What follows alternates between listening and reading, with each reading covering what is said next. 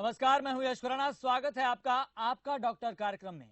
दिल की बीमारी भारत में ज्यादातर लोगों की मौत का कारण बन गई है। एक अध्ययन के अनुसार 1000 लोगों में से 272 लोगों की मौत दिल की बीमारी से हो जाती है और यह आंकड़े अगले 26 सालों में 2 गुना भी हो सकते हैं। यह आंकड़े दिल की बीमारी की स्थिति को व्यक्त करने के लिए काफी हैं, पर्याप्त हैं। और बात यह भी जरूरी है कि लोगों को हृदय रोग की पूर्ण जानकारी होनी चाहिए ताकि वे समय रहते इस समस्या से बच सकें और बेहतर जिंदगी जी सकें। लेकिन ऐसे में दिल से संबंधित बीमारियों से कैसे बचा जाए, कैसे अपने जीवन में बदलाव लाया जाए, दिल से जुड़ी बीमारियों के लक्षण क्या होते हैं, ये होता क्यों है, आज इसी पर हम बात करेंगे। और इस पर हमारे साथ बात करने के लिए होंगे कार्डियोलॉजिस्ट डॉक्टर शैलेंद्र भदौरिया। एक अहम जानकारी और आपको बता देते हैं कि अगर आपको भी इस विषय से जुड़ा कोई सवाल पूछना है, कोई जहन में सवाल आता है, तो आप हमें कॉल कर सकते हैं, सलाह ले सकते हैं, परामर्श ले सकते हैं। लगातार आपकी टीवी स्क्रीन पर नंबर फ्लैश होते रहेंगे और आपको कार्डियोलॉजिस्ट से संबंधित यानी कि दिल से संबंधित बीमारियों से जहन में आपका कोई भी सवाल आता है तो आप हमें कॉल कर सकते हैं। लगातार आपकी टीवी स्क्रीन पर नंबर फ्लैश होते रहेंगे। एक आंकड़ा आपको बता देते हैं कार्यक्रम की शुरुआत करने से पहले। देखिए, जिस तरीके से भारत में स्थिति गंभीर होती जा रही है, उसी के तहत 2015 तक भारत में 6.2 करोड़ लोगों को दिल से जुड़ी बीमारी हुई। इसमें से तकरीबन 2.3 करोड़ लोगों की उम्र 40 साल से कम है। ये एक आंकड़ा हमने आपको बताया, तो इस बात को लेकर आप समझ सकते हैं कि ये बीमारी कितनी भयावह तस्वीर भारत के संदर्भ में बयां कर रही है। और आपको एक अहम जानकारी दोबारा से आपको बता रहे हैं कि लगातार आपकी टीवी स्क्रीन पर नंबर फ्लैश होते रहेंगे। दिल से जुड़ी बीमारियों को लेकर आपके जहन में कोई सवाल आता है तो आप डॉक्टर से सवाल पूछ सकते हैं, सलाह ले सकते हैं, परामर्श ले सकते हैं। चलिए अब कार्यक्रम की शुरुआत करते हैं। आपको बता दें कि हमारे साथ डॉक्टर शैलेंद्र भदौरिया जी जुड़ चुके हैं। डॉक्टर साहब, आपका बहुत बहुत धन्यवाद और बहुत बहुत स्वागत खबरफास्ट पर। सबसे पहले धन्यवाद जी, कैसे हैं आप? बढ़िया जी। डॉक्टर साहब, आप बताइए, आप कैसे हैं? मैं बस ठीक हूँ। जी डॉक्टर बताएं। साहब, आज हमने इस बीमारी का चयन किया है, दिल से जुड़ी बीमारी, क्योंकि ये भारत को लेकर अगर भारत के संदर्भ में बात करें तो तस्वीर बहुत भयावह हो चली है। लेकिन ऐसे में इस पर बात करना बहुत जरूरी है और बड़ी बात यह है कि लोगों तक सही जानकारी जानी चाहिए, क्योंकि हमारे समाज में दिल से जुड़ी बीमारियों को लेकर न केवल दिल से जुड़ी बीमारी बल्कि तरह तरह की भ्रांति हमारे समाज में है। लेकिन मैं चाहता हूं कि आपके साथ तफसील से चर्चा हो और लोगों तक सही जानकारी पहुंचे। तो सबसे पहले इस बीमारी के बारे में बात करें तो आपसे जानना चाहते हैं, शुरुआत से लेकर एक अंत तक बात करेंगे, जो सवाल हमारे जहन में आते हैं। आपसे पहले जानना चाहेंगे कि दिल से जुड़ी बीमारियां कितने तरह की होती है? तो ज्यादातर लोगों को ये गलतफहमी होती है कि दिल का मतलब सिर्फ हार्ट अटैक ही होता है, जी जबकि दिल की बीमारियों की अपनी एक बहुत बड़ी दुनिया है। जो हार्ट अटैक होता है वो हार्ट की पाइपलाइंस होती हैं जो हार्ट को खुद को ब्लड सप्लाई करती हैं। जी आपको पता होना चाहिए कि हार्ट पूरी बॉडी को ब्लड सप्लाई करता है, लेकिन हार्ट की खुद की भी जरूरत होती है। जी तो उसको जो आर्टरीज ब्लड सप्लाई करती हैं उनको हम कोरोनरीज कहते हैं, और जब उनमें ब्लॉकेज होते हैं तो वो हार्ट अटैक का रीजन होते हैं। वो एक तरीका होता है हार्ट के कारण से बीमारियां होने का और डेथ होने का। जी लेकिन हार्ट की पाइपलाइन जिस मसल को सप्लाई करती है, जो हार्ट का पंप होता है, उनकी अपनी खुद की बीमारियां भी होती हैं जिनको हम कार्डियोमायोपैथी कहते हैं। जी कई बार वो यंग पेशेंट में होती हैं और कई बार हम देखते हैं कुछ लोगों में सडन डेथ होती है। फिर हार्ट का एक अपना करंट सिस्टम होता है, जैसे हर बिल्डिंग का या कंट्री का सिटी का अपना करंट सिस्टम होता है, तो हार्ट का एक अपना बहुत ही इफेक्टिव एफिशिएंट करंट सिस्टम भी होता है, उसकी भी अपनी बीमारियां होती हैं।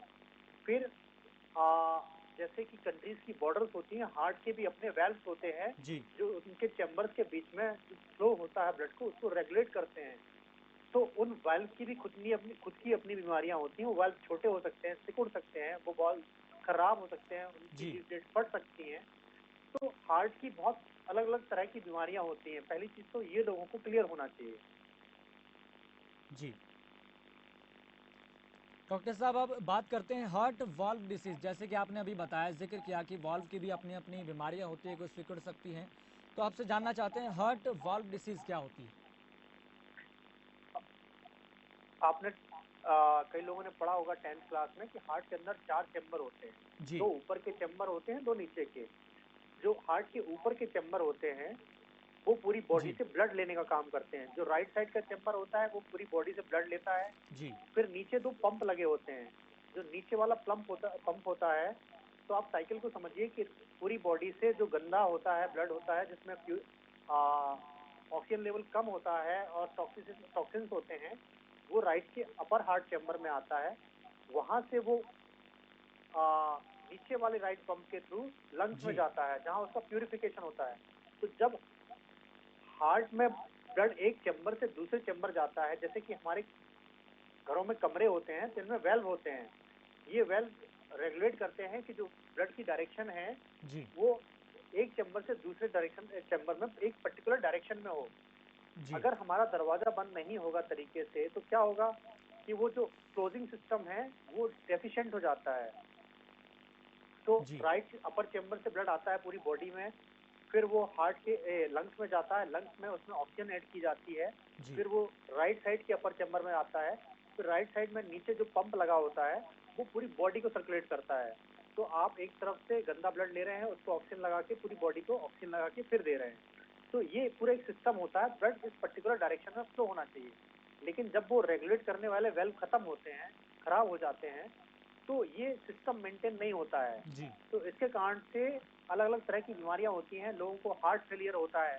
हार्ट फेलियर का मतलब है जितनी आपकी बॉडी की रिक्वायरमेंट है, हार्ट उसको उतना सप्लाई नहीं कर पा रहा है और ये फ्लो डायरेक्शन उससे रिस्ट्रिक्ट होती है। हमारे यहाँ एक जो बहुत कॉमन रीजन होता है हार्ट वाल्व की बीमारियों का, वो एक रियूमेटिक हार्ट डिसीज कहलाता है। रियूमेटिक हार्ट डिसीज हमारे यहाँ इसलिए होती है क्योंकि कुछ पर्टिकुलर बैक्टीरिया होते हैं जो हमारे गले का इन्फेक्शन करते हैं, और जब उनको सही वक्त पर ट्रीट नहीं किया जाता है तो वो गले के इन्फेक्शन से हमारे हार्ट के वेल्व तक पहुंच जाते हैं, और एक बड़ी लंबी और स्लो प्रोसेस होती है। इसको डेवलप होने में 15-20 साल लग जाते हैं अगर टाइम से ट्रीट नहीं किया होता है। तो कई बार पेशेंट 20, 25, 30, 40 साल की उम्र में हमारे पास आता है, और जब हम सिम्टम के साथ, या उनको वीकनेस होती है, या उनको सांस फूल रही होती है, या जल्दी थकान लगती है, या पाल्पिटेशंस होते हैं, अगर हम चेक करते हैं हार्ट के इकोकार्डियोग्राफी से, तो हम देखते हैं कि उनके हार्ट के वेल्व ठीक से काम नहीं कर रहे हैं। बाकी हार्ट के कुछ वेल्व उम्र के साथ भी खराब हो सकते हैं। एक बहुत कॉमन वेल्व होता है आउटिक वेल्व, जो हार्ट के लेफ्ट मेन चैम्बर से पूरी बॉडी में सप्लाई को रेगुलेट करता है, वो उम्र के साथ भी खराब हो सकता है। जी डॉक्टर साहब, इस बीच हमारे साथ एक दर्शक जुड़ गई हैं, लक्ष्मी रावत दिल्ली से। लक्ष्मी जी, सबसे पहले आपका बहुत बहुत स्वागत खबरफास्ट पर। आपका सवाल क्या है इस बीमारी से जुड़ा हुआ? मेरा सवाल डॉक्टर साहब से ये है कि मेरी उम्र जो है वो 40 साल है, और कई बार जो है रातों में मुझे बड़ी बेचैनी सी महसूस होती है। सो रही हूँ, बहुत गहरी नींद में हूँ, लेकिन अचानक से मेरी आँख खुल जाती है और मतलब बहुत ज़्यादा मुझे घबराहट होने लग जाता है। मतलब तो क्या ये लक्षण है कि मुझे कोई बीमारी है? मैं जानना चाहती हूँ सर से। क्या ये कभी कभी होता है या ये एक पैटर्न पे अक्सर ही होता है? मतलब महीने में एक आध बार ऐसा मेरे साथ होता ही होता है। देखिए, दिल की बीमारियों का जनरली एक पैटर्न होता है कि अगर वो होती हैं तो उनमें एक कंसिस्टेंसी होती है। जी। क्योंकि ऐसा नहीं होगा कि महीने में एक दिन आपका हार्ट का वेल्व खराब हो जाए या हार्ट में खराबी आए और 29 दिन तक ठीक रहे। कुछ बीमारियां होती हैं जो आप पैरोक्सिम में आती हैं, मतलब कि कभी कभी आती हैं, जो कि करंट वाली प्रॉब्लम ज्यादा होती है। लेकिन अगर एक हार्ट में आपकी ब्लॉकेज का में समस्या आ रही है, हार्ट के वेल्व में समस्या हो रही है, या हार्ट की मसल में प्रॉब्लम है, तो ऐसा नहीं होगा जनरली कि आपको एक दिन समस्या हो 29 दिन नहीं हो। अच्छा सर, मेरे साथ ये भी है कि मेरा वेट भी ज्यादा है, वजन जो है वो भी ज्यादा है, और चलने में भी मतलब बहुत ज्यादा लंबी दूरी 1-2 किलोमीटर नहीं चल पाऊंगी मैं। तो हमेशा ही जब आप चलती हैं तो तकलीफ होती है? नहीं, तकलीफ नहीं होती, लेकिन बहुत जल्दी थक जाती हूँ। तो अगर आपका वेट ज्यादा है, आपने एकदम से वेट गेन किया है या आपका धीरे धीरे वेट नहीं बढ़ा नहीं, हुआ है? ये तो बचपन से ही वजन ज्यादा है।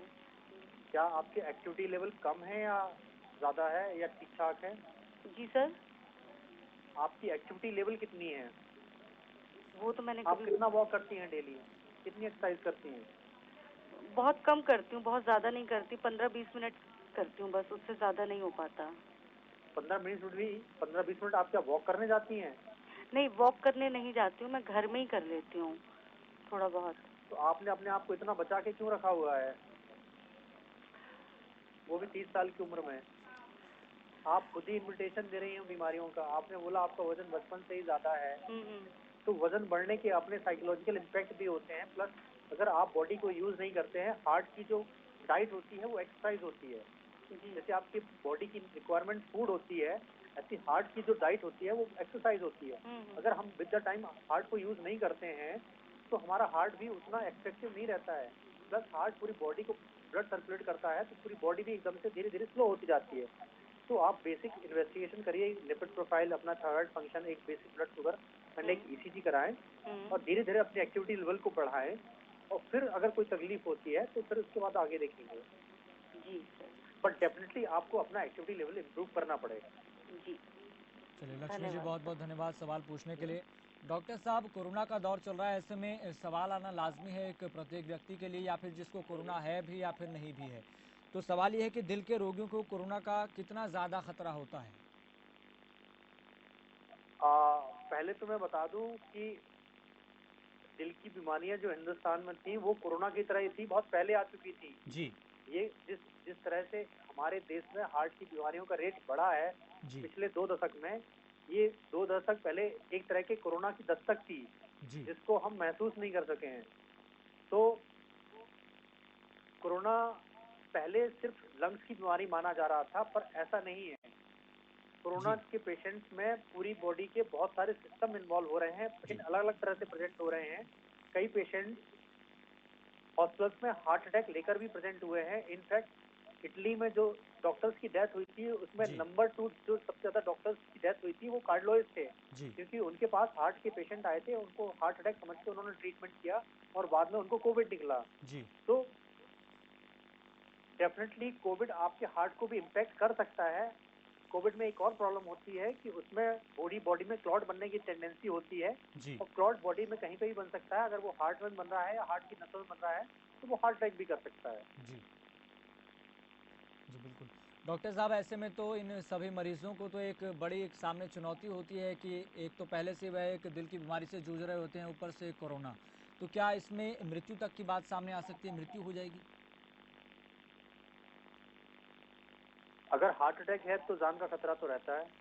जी प्लस जो कोविड है उसमें फेफड़ों को इन्वॉल्वमेंट बहुत ज्यादा होता है, रेस्पिरेटरी फेलियर्स होता है, हमारा लंग फेल हो जाते हैं। और लंग्स और हार्ट सबसे डीपली कनेक्टेड होते हैं एक दूसरे से। जब भी लंग्स पे स्ट्रेस पड़ता है तो सबसे पहला लोड वो हमारे हार्ट पे ही देते हैं। जी तो स्पेशली जिन पेशेंट्स के हार्ट वीक होते हैं उनको डेफिनेटली प्रॉब्लम हो सकती है। तो they can go into cardio respiratory failure. जी डॉक्टर साहब, इस बीच हमारे साथ एक दर्शक जुड़ गए हैं, रमेश चंद्र कुरुक्षेत्र से। रमेश जी, जी आपका इस बीमारी से जुड़ा हुआ सवाल क्या है? हाँ हाँ जी सर। जी रमेश जी, मेरा आवाज सुन पा रहे हैं आप? 2003 में मेरे स्टंट पड़े थे 2। जी तो 17 मेरे को शुगर भी है और बीपी भी है, दवाई उनकी चल रही है। जी लेकिन डॉक्टर आर के जसवाल हैं फोर्टीज में मोहाली, वो कहते हैं दोबारा टेस्ट कराओ या एंजियोग्राफी दोबारा कराओ, जबकि मैं ठीक हूँ बिल्कुल, कोई सांस नहीं चढ़ता, कोई वो नहीं है, कोई आप परेशानी। कितना वॉक और एक्सरसाइज करते हैं? मैं लगभग 1 घंटा चलता हूँ जी रोज शाम को। आपको एंजियोग्राफी उन्होंने किस लिए बोला था? क्या रीजन, उन्होंने क्या रीजन दिया आपको?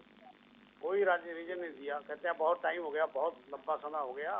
देखिए, मेरी पर्सनल ओपिनियन है, अगर आप 1 घंटे वॉक करते हैं और आपको कोई तकलीफ नहीं हो रही है तो मेरी तरफ से जरूरत नहीं है। डॉक्टर साहब वो क्योंकि बार 5-6 साल से कह रहे हैं। देखिए, मैंने आपको इसलिए बोला है कि अगर आप सही में कह रहे हैं कि आप 1 घंटे वॉक करते हैं और उस 1 घंटे की वॉक में अगर आपको प्रॉब्लम नहीं होती है तो मेरी तरफ से अभी जरूरत नहीं है आपको। हाँ, तो मैं इसीलिए आपकी स्क्रीन देख रहा था, मैंने कहा डॉक्टर साहब से कंसल्ट करता हूँ मैं। चलिए रमेश जी, बहुत बहुत धन्यवाद सवाल पूछने के लिए। डॉक्टर साहब, एक और सवाल ये है कि रूमेटिक हार्ट डिसीज क्या होता है? जैसा कि मैंने पहले बताया कि ये इंडिया में काफी कॉमन बीमारी है, साउथ एशिया में काफी कॉमन बीमारी है ये। जी कई लोगों में कुछ बैक्टीरियाज होते हैं जिनका अगर थ्रोट में इन्फेक्शन होता है और उनको टाइम से ट्रीटमेंट नहीं मिलता है जी तो वो धीरे धीरे इन्फेक्शन हमारे कभी कभार स्किन में या हार्ट के वेल्व्स में चला जाता है, और ये बड़ी स्लो ग्रोइंग प्रोसेस होती है। धीरे धीरे इन्फेक्शन हमारे हार्ट के वेल्व को खराब करने लगता है। जी तो चूंकि इसमें प्रॉब्लम ये होती है कि यंग एज में होता है, तो जी जो हमारे पेशेंट्स के हार्ट होते हैं, वेल्व होते हैं, वो काफी यंग एज में खराब होने लगते हैं। और इसमें सिर्फ एक वेल्व नहीं, इसमें जनरली क्या होता है, एक से ज़्यादा हार्ट के वेल्व इन्वॉल्व होते हैं। और ये जनरली जो पेशेंट्स होते हैं बहुत ही मिडिल या लोअर मिडिल क्लास से होते हैं, जिनके पास इन्वेस्टिगेशन और ट्रीटमेंट की बहुत अच्छी फैसिलिटीज नहीं होती है। तो ये हमारे देश में एक बहुत बड़ा कारण है जी हार्ट के वेल्व खराब होने का। जी इसका ट्रीटमेंट है कि अगर या तो सही टाइम पे आप इन्फेक्शन को ट्रीट करें जब आपको थ्रोट इन्फेक्शन हो रहे हैं, जी या उस टाइम पे जो एक रूमेटिक फीवर के सिम्टम्स होते हैं उनको टाइम से ट्रीटमेंट मिले। जी फिर कुछ ऐसे पेशेंट्स में हम कुछ एंटीबायोटिक चलाते हैं, लाइफ लॉन्ग चलती हैं, या 40 साल की उम्र तक चलती हैं। जी वो या तो एक इंजेक्शन होता है वो 21 दिन पे लगता है, या कुछ एंटीबायोटिक होती हैं जो डेली चलती हैं। तो उनका प्रॉपर ट्रीटमेंट एवेल्युएशन बहुत ज़रूरी होता है किसी एक्सपर्ट के द्वारा, कि उनके हार्ट के वेल्व कैसे काम कर रहे हैं, वो जी प्रॉपर अपना प्रोफाइलैक्सिस ट्रीटमेंट ले रहे हैं कि नहीं ले रहे हैं। जी डॉक्टर साहब, इस बीच हमारे साथ एक दर्शक जुड़ गए हैं, श्याम नरूला फतेहाबाद से। श्याम जी, आपका बहुत बहुत स्वागत। आपका इस बीमारी से जुड़ा हुआ सवाल क्या है? श्याम जी, आवाज़ सुन पा रहे हैं? हाँ जी, हाँ जी। जी, आपका सवाल क्या है? शुगर का मरीज हूँ जी, 20 साल से शुगर है जी। जी। इस टाइम 60 साल की उम्र है। तो डॉक्टर साहब, पहले ये ना पैरों में जलन वगैरह बहुत होती है, और एक बार ईसीजी कराई थी और उसमें थोड़ा सा फॉल्ट आया था। डॉक्टर कहते भी अभी हार्ट की तो आपको कोई प्रॉब्लम नहीं है, तो आप थोड़ा वॉक करो।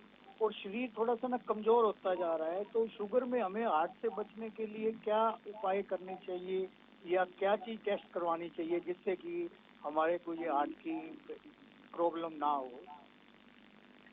देखिए, शुगर में आपके हाथ में जो सबसे बड़ी चीज होती है वो शुगर कंट्रोल करना होता है। Diabetes is a pure mathematics. आपको ठीक है पता जी। होना चाहिए, अगर पेशेंट को अपनी मैथमेटिक्स कैलकुलेशन सही नहीं है तो वो डायबिटीज मैनेज नहीं कर सकता है। लेकिन अगर वो पेशेंट अपनी डायबिटीज को अच्छे से मैनेज कर लेता है, मैथमेटिक्स को समझ लेता है, तो डायबिटीज का मरीज भी 100 साल तक जिंदा रह सकता है। तो आपकी अगर शुगर आप सबसे अच्छी कंट्रोल कर रहे हैं, आपकी खाने के बाद की शुगर और खाली पेट की शुगर, और आपका HbA1c ठीक है, तो वो आपका सबसे बड़ा अचीवमेंट है। जितना आप उसको कंट्रोल करेंगे, आपको हार्ट डिसीज होने के चांसेस उतने ही कम रहेंगे। प्लस आपकी लाइफ स्टाइल, उसके साथ में आपकी मेडिटेशन के साथ में वो आप उसको डाइट से और एक्सरसाइज करके कितना कंट्रोल कर रहे हैं, ये सब चीजें आपकी बाकी बीमारियां कम होने में बहुत इंपॉर्टेंट रोल प्ले करती हैं। प्लस डॉक्टर साहब, डायबिटीज के पेशेंट में कभी कभी साइलेंट एमआई का चांस रहता है, तो आपको थोड़ा सा अपना अलर्टनेस ज्यादा बढ़ा के रखना पड़ता है। हालांकि मेरा पर्सनल ऑब्जर्वेशन है कि कहीं ना कहीं अगर हार्ट अटैक होता है तो वो हिंट देता है, तो आपको थोड़ा सा एक्स्ट्रा केयरफुल रहना पड़ता है अपने सिम्टम्स के लिए। चलिए श्याम जी, बहुत बहुत धन्यवाद सवाल पूछने के लिए। एक और दर्शक हमारे साथ जुड़ गए हैं। आपको बता दें कि मध्य प्रदेश से हमारे साथ नवीन जुड़ गए हैं। नवीन, आपका सवाल क्या है? सर, मैं ये पूछ रहा था, कोविड का जो वायरस है अपना, जी नॉन सिम्टोमेटिक पेशेंट में कितने दिन तक उसमें पॉजिटिव आने के चांस रहते हैं? देखिए, नेगेटिव आने के चांस कब तक रहते हैं? कुछ चीजें हैं जो कोविड के बारे में अभी तक किसी को भी क्लियर नहीं है कि कोविड का वायरस कितने दिन तक पॉजिटिव आ सकता है। लोगों के 2-2, 3-3 महीने बाद भी पॉजिटिव आए हैं, लोग नेगेटिव होकर भी पॉजिटिव आए हैं। तो फ्रेंकली स्पीकिंग, इस सवाल का जवाब किसी के पास नहीं है कि वो कब तक पॉजिटिव आता है। हाँ, लेकिन जो हमारे डिस्चार्ज करने की गाइडलाइंस हैं, जो WHO की भी गाइडलाइंस है कि पेशेंट को हॉस्पिटल से कब डिस्चार्ज किया जाए, तो अगर पेशेंट को सिम्टम नहीं है तो टेस्ट करने से 10 दिन बाद, और अगर पेशेंट को सिम्टम होते हैं तो 10 + 3 दिन, तो रफली 13-14 दिन बाद आप मान सकते हैं पेशेंट को सिम्टम चालू होने के बाद और वो ठीक हो गया है, अगर किसी कि वो को दूसरों को इन्फेक्टिव नहीं। पॉजिटिव, नॉन सिम्टोमेटिक पेशेंट के 15 दिन बाद भी अगर उसको पॉजिटिव आता है, पॉजिटिव वो आ सकता है, लेकिन वो दूसरों को इन्फेक्टिव नहीं होगा। तो मैं यही बता रहा हूँ कि हमारी जनरली पॉलिसी है कि 2 हफ्ते बाद पेशेंट को डिस्चार्ज करके 1 हफ्ते तक उसको आइसोलेशन के लिए बोला जाता है, ताकि वो दूसरों को एक विंडो पीरियड के बाद भी इन्फेक्टिव ना हो। लेकिन प्रॉब्लम ये रहती है सर, प्राइवेट जॉब में जब तक कोविड नेगेटिव की रिपोर्ट नहीं ज्वाइन नहीं कराने देते प्राइवेट नौकरी में सर। उनका कंसर्न अपनी तरफ से वैलिड है, बट उनसे आप कह सकते हैं कि जब तक एक पर्टिकुलर टाइम पीरियड के बाद अगर आप एसिम्टोमेटिक नहीं है, मतलब अगर आप 3 दिन तक सिम्टम नहीं है और 10 दिन हो चुके हैं, तो जनरली उसके बाद आप दूसरों को इन्फेक्टिव नहीं होते हैं। जो खतरा होता है वो दूसरों को इन्फेक्शन फैलने का होता है, वो नहीं होता उसके बाद। चलिए नवीन, बहुत बहुत धन्यवाद सवाल पूछने के लिए। 3 महीने तक पॉजिटिव आ सकता है। अलग अलग जगह नॉन पे लोग अलग अलग प्रिस्क्रिप्टिव है, टाइम इंटरवल तक पॉजिटिव आए हुए हैं 3 महीने तक। जी, पेशेंट निगेटिव होकर भी पॉजिटिव आए हुए हैं। अच्छा, चलिए तो नवीन, ये आपका कुछ बहुत बहुत धन्यवाद सवाल पूछने के लिए। एक और दर्शक हमारे साथ जुड़ गए हैं, बबीता दिल्ली से। बबीता जी, आपका इस रोग से जुड़ा हुआ सवाल क्या है? सर मेरा सवाल है, मेरे घर में कई हार्ट से डेथ हो चुकी है। जी और सर नमस्कार सर। जी बबीता जी, आप जी जी सवाल पूछिए, हम आपकी आवाज़ सुन पा रहे हैं। और सर ये मैं पूछना चाहती हूँ, ये जेनेटिक भी होती है क्या? हार्ट की कुछ बीमारियां होती हैं जो मसल की, वो जेनेटिक होती हैं। कुछ हार्ट के करंट सिस्टम की प्रॉब्लम्स भी जेनेटिक होती हैं। हार्ट अटैक अगर आपकी फैमिली में कम उम्र में हुआ है तो चांसेस होते हैं कि वो फैमिली में रन कर सकता है। प्लस हार्ट से जुड़े जो अदर रिस्क फैक्टर होते हैं, जैसे डायबिटीज होती है या ब्लड प्रेशर होते हैं, वो भी फैमिलियल टेंडेंसी होती है। तो सारी चीजें हमें एक साथ देखनी होती है। चलिए बबीता जी, बहुत पर बहुत धन्यवाद डेफिनेटली सवाल अगर आपकी पूछने के फैमिली में लिए। कम उम्र में हार्ट डिसीज हुई है तो आपको एक्स्ट्रा केयरफुल रहना पड़ेगा। जी डॉक्टर साहब, सवाल ये है क्योंकि आज देखा जा रहा है बदलते दौर के साथ हमारे भारत के लोग एक बड़ा आंकड़ा यहाँ पर देखने को मिलता है कि 1000 लोगों में से 272 लोग दिल से जुड़ी बीमारियों को लेकर बड़े गंभीर भी हैं और वह पीड़ित भी हैं इस बीमारी से। तो ऐसे में बड़ा सवाल जहन में ये आता है, हार्ट अटैक की बीमारी जो है अब बहुत ज़्यादा सामने आ रही है, देखने को मिल रही है। ये न केवल किसी वयोवृद्ध व्यक्ति को बल्कि युवा वर्ग को भी अपनी चपेट में ले रहे। तो सवाल ये है कि हार्ट अटैक होता क्या है और क्या भारत में इसका इलाज संभव है? हार्ट अटैक से बचा कैसे जाए, बड़ा सवाल है। देखिए, हार्ट अटैक बहुत कॉमन है और बहुत जी लीथल है। ये इसका सबसे बड़ा निगेटिव पॉइंट है। लेकिन इसमें एक सबसे बड़ा प्लस पॉइंट है कि ये लाइफ स्टाइल रिलेटेड बीमारी है। जी उसका नुकसान भी है, फायदा है। हमारी कम्युनिटी में जो हार्ट अटैक के केसेस बढ़े हैं क्योंकि हमारी लाइफ स्टाइल बहुत खराब हो गई थी। जी हम एक्सरसाइज नहीं करते थे, हम मेहनत नहीं करते थे, हमारी डाइट खराब थी, हमने फ्राइड फूड बहुत खाए, हमने जंक फूड बहुत खाए। तो इन सब बीमारियों ने, हमने स्ट्रेस लिया, इन चीजों ने हमारा रिस्क फैक्टर बहुत बढ़ा दिया।